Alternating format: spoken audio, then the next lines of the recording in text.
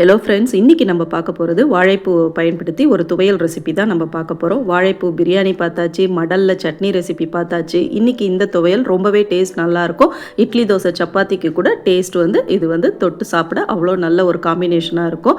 அதை எப்படி செய்யலான்றதை நம்ம பார்த்துடலாம். ஒரு வாணலில் 1 டேபிள் ஸ்பூன் தேங்காய் எண்ணெய் விட்டுக்கோங்க. 1.5 டேபிள் ஸ்பூன் உளுந்து, 1 டேபிள் ஸ்பூன் கடலைப்பருப்பு நல்லா வறுத்துட்டு கூடவே காரத்துக்கான வரமிளகாய் சேர்த்துக்கலாம். 4 வரமிளகாய் காரத்துக்கு சேர்த்துக்கிறேன்.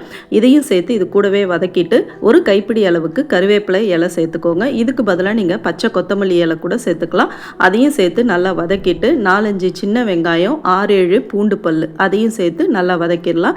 இப்போ இது எல்லாமே நல்லா வதங்கி வரணும். இந்த பருப்பு எல்லாமே கொஞ்சம் நிறம் மாறி வரும் பொழுது ஒரு சின்ன நெல்லிக்காய் சைஸுக்கு புளி நம்ம சேர்த்துடலாம். இதுக்கு தேவையான புளிப்புக்கு சேர்த்துட்டு வாழைப்பூவை நான் 2 கைப்பிடி அளவுக்கு நல்லா மோரில் அரிஞ்சு எடுத்து வச்சுருக்கேன். மஞ்சத்தூள், உப்பு, மோர் போட்டு அதை இப்போ அதில் பிழிஞ்சிட்டு சேர்த்துடலாம்.